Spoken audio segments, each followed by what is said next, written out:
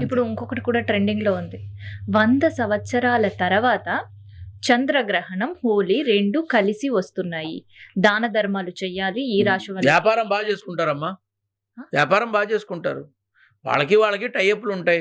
ప్రతి గురువుకి వాళ్ళ ఫాలోవర్స్ ఉంటారు. వాళ్ళ శిష్యులుంటారు. మరి గురువులు నమ్ముకుని పెట్టుకున్న షాపులు వాళ్ళకి వ్యాపారాలు కావద్దా? అంతే కదమ్మా! ఇలానే ఇంతకు ముందు కూడాను గురువుగారు షష్టాగ్రహ కూటమొస్తోంది, ఇలా జరుగుతుందంటున్నారు, అలా జరుగుతుందంటున్నారని నువ్వు నన్ను అడిగావు. తెలంగాణలో ఇంకో కూటమొస్తుందేమో గానీ, ఏ షష్టాగ్రహ కూటమి వల్ల వచ్చే చండాలం ఏమీ లేదు. అవి రాను వస్తాయి, పోను పోతాయి. మనకొచ్చే నష్టాలేం లేవమ్మా. అందరం ప్రశాంతంగా ఉంటామని చెప్పా. అదే జరిగింది. ఏమన్నా కొత్తగా జరిగిందా? అలాగే ఇది కేవలం ఎవడు చూసొచ్చాడమ్మా 100 సంవత్సరాల క్రితం వీడేమన్నా బతికుండి చచ్చాడా? ఉన్నాడా వీడేమన్నా? వీడికి తెలుసా 100 సంవత్సరాల క్రితం వచ్చిందని? ఏదో పుస్తకంలో ఉంటే ఇది చదివేసి దానికి 4 కలిపేసి ఒక మంచి మిక్స్డ్ వెజిటబుల్ పలావ్ పెడతారక్కడ. వేరే ఏం లేదు.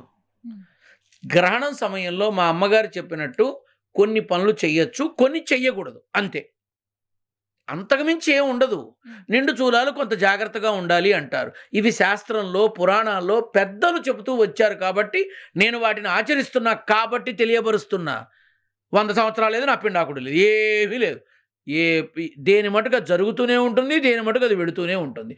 ఆ గ్రహణానికి సంబంధించి ఈ రాసుల వాళ్ళు, ఈ నక్షత్రం వాళ్ళు ఈ జాగ్రత్తలు తీసుకోండి అని చెప్పేవాళ్ళు యూట్యూబ్ ఓపెన్ చేయి 1000 మంది ఉంటారు.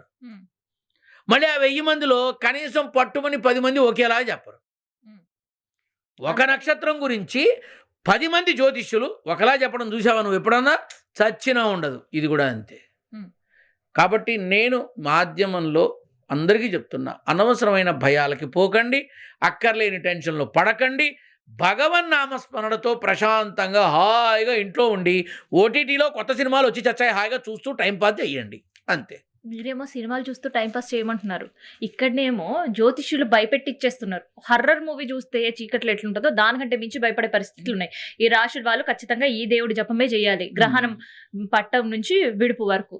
తర్వాత గ్రహణం విడిచిన వెంటనే మీరు ఈ ఆలయాలకు వెళ్ళాలి, ఈ దానాలు చెయ్యాలి. మరి వాళ్ళు ఏమన్నా కాంట్రాక్ట్లు పెట్టుకున్నారేమో? నిజంగా అలా ఉంటాయా శాస్త్రాలు? ఏం లేదమ్మా. గ్రహణం ఉన్న సమయంలో కొన్ని పనులు చేయకూడదు, కొన్ని జాగ్రత్తలు ఉండాలి అని అంటారు. కానీ దేవుడికి చేస్తేనే నువ్వు బాగుపడతావని ఎక్కడా లేదు. దేవుడికి నువ్వు చేసినా చేయకపోయినా కర్మానుసారం లలాట లిఖితం విధాత రాసిన రాత ప్రకారం జరుగుతుంది. భగవంతుడికి చేస్తే మంచికి 2 వస్తుంది, చెడుకి 2 వస్తుంది, అంతే తేడా. చెప్తున్నాను కదా, జాతకాల మీద నేను ఎక్కువ ఎందుకు విమర్శించానంటే అవి చాలామందికి ఉపాధి కలిగిస్తాయి. వాళ్ళ జీవితాలు నిలబడడానికి జాతకాలు, జ్యోతిష్యం అనేది దోహదపడుతోంది. అటువంటి శాస్త్రానికి నమస్కారం చేస్తా కానీ నేను కించపరచను. కానీ పిరికితనాన్ని, దౌర్బల్యాన్ని, ఆదుర్దాన్ని, కంగారుని, భయాన్ని అన్నిటినీ సొమ్ము చేసుకునే కొంతమంది మాత్రం వాళ్ళు బాగుంటున్నారు. వాళ్ళు నమ్మిన వాళ్ళు మాత్రం ఇంకా బాధపడుతూనే ఉన్నారు.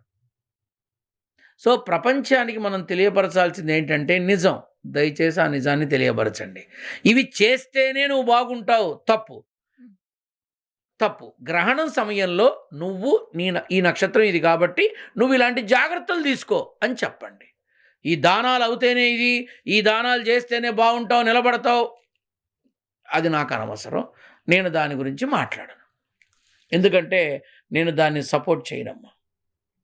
సో కంగారు పడే వాళ్ళకి కంగారు వద్దని చెప్తున్నారు. కంగారు పడే వాళ్ళందరికీ ఒకటే చెప్తున్నా, ఓటీటీలో కొత్త సినిమాలు ఉన్నాయి. హాయిగా గ్రహణం టైంలో బయటికి రాకుండా ప్రశాంతంగా కాలు మీద కాలేసుకొని సోఫాలో కూర్చొని వీలుంటే మీ ఆవిడ చేసే చక్కటి స్నాక్స్ అన్ని తింటూ హాయిగా కొత్త సినిమాలు చూస్తూ ఎంజాయ్ చేయండి.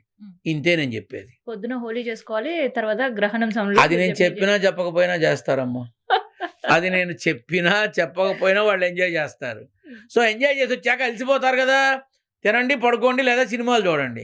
ఇంత మించి ఏం భయపడక్కర్లేదమ్మా ఎవరు కూడా. ధన్యవాదాలు గురుగారు. శుభాశీస్సులమ్మా.